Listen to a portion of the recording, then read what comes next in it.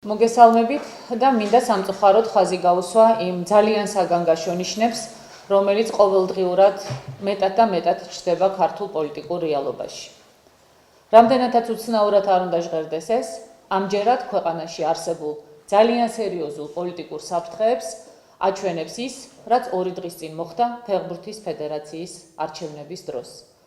არც ერთ ნორმალურ ქვეყანაში ალბათ პოლიტიკური პარტიის ლიდერი იძულებული არ გახდებოდა ფეხბურთის ფედერაციის არჩევნებზე გაეკეთებინა აქცენტი. მაგრამ სამწუხაროდ ჩვენი ქვეყანა ვერა და ვერ გახდა ნორმალური და თუნდაც დემოკრატიის გზაზე დამდგარ ქვეყანად.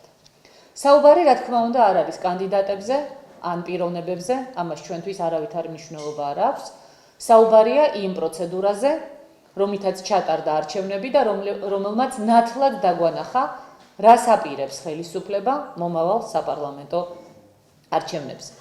საუბარი არა მხოლოდ იმაზე, რაც ხდებოდა არჩევნების დღეს, არამედ იმაზეც, რაც მოხდა მანამ, როდესაც ერთ-ერთმა კანდიდატმა საერთოდ ვერ შეძლო არჩევნებში კანდიდატურის დაყენება, იმის გამო, რომ მის მომხრეებზე განხორციელდა ზეწოლა და აქტიურად ჩაერია ამ ზეწოლაში ადგილობრივი ხელისუფლების და სამართალდამცავი ორგანოების წარმომადგენლები.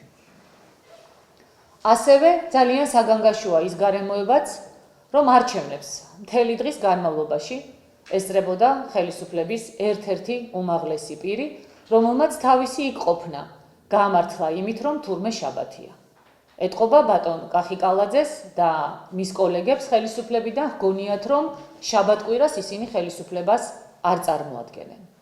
მიუხედავად კალაძის სპორტული დამსახურებებისა, ის ამჯერად არის არა ფეხბურთელი, არამედ პრემიერ-მინისტრის მოადგილე ვიცე-პრემიერი და მისი იქ ყოფნა პირდაპირ იხილება როგორც სახელისუფლებო რესურსის ადმინისტრაციული ხელისუფლების ჩარევა და ზეწოლის ფაქტი.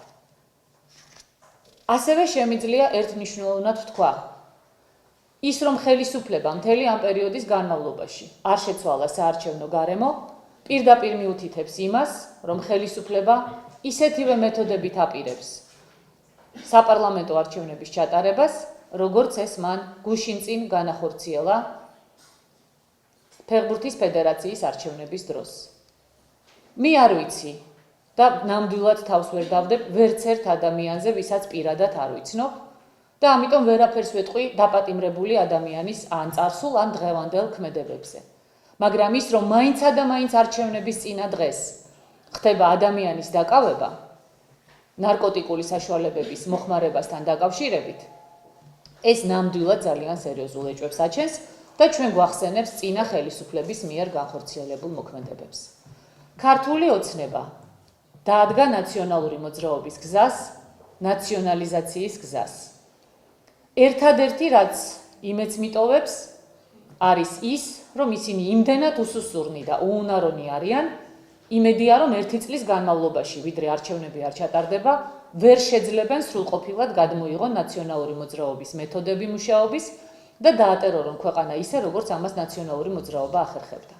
მინდა გავაფრთხილო ქართული ოცნება, ბიძინა ივანიშვილი და ყველა მისი წარმომადგენელი. ნუ გექნებათ იმის ილუზია, რომ თუ თქვენ საპარლამენტო არჩევნებს ისევე ჩაატარებთ, როგორც ჩაატარეთ ფეხბურთის ფედერაციის არჩევნები, ხავერდოვნად დასრულდება ეს პროცესი და ვინმე მოგილოცავთ არჩევნებში გამარჯვებას. ჩვენ ყოველ შემთხვევაში ეს ნამდვილად არ ვიქნებით. მიუმართავთ საერთაშორისო თანამეგობრობას, დიპლომატიურ კორპუსს.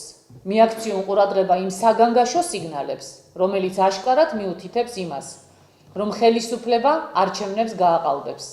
ამას ქვეყანაში ძალიან მძიმე შედეგები მოყვება და ამაზე პასუხისმგებლობა მთლიანად ბიძინა ივანიშვილს და მის გუნდს დაეკისრება. ასევე მინდა მივმართო ჩვენ საზოგადოებას. პატივცემულო ქალბატონებო და ბატონებო. საქართველოს მოსახლეობის აბსოლუტური უმრავლესობა არ არის და არც უნდა იყოს პროფესიონალი პოლიტიკოსი. ამიტომ თქვენ არ ახართ ვალდებული, რომ ანალიზი გაუკეთოთ ისეთ პროცესებს, როგორიც არის თუნდაც ფეხბურთის ფედერაციაში და მისი არჩევნების დროს მიმდინარე პროცესები. მაგრამ ნამდვილად მნიშვნელოვანია, რომ თქვენ მიაქციოთ ყურადღება პოლიტიკოსების განცხადებებს და ამის შემდეგ საკუთარი დასკვნები და ანალიზი გამოიტანოთ. დიახ, ქვეყანაში მზადდება საპარლამენტო არჩევნების სერიოზული გაყალბება. დიახ, ეს ქვეყნისათვის დამღუპველი იქნება. დიახ, ჩვენ დღეს ყველას ერთად შეგვიძლია, რომ არ გავხუჭოთ თვალი არც ერთ ნიშანზე, რომელიც ამისკენ მიუთითებს და ამით ყველაფერი გავაკეთოთ იმისათვის, რომ არჩევნების გაყალბება თავიდან ავიცილოთ. ხელისუფლებამ უნდა იცოდეს, რომ მას არჩევნების გაყალბება არ შერჩება და ის ამ არჩევნების გაყალბებისათვის საპარლამენტო არჩევნებს გულისხმობ ადეკვატურ ფასს გადაიხდის. ასეთ შემთხვევაში იქნებ ბიძინა ივანიშვილი და ხელისუფლება გონს მოვიდნენ.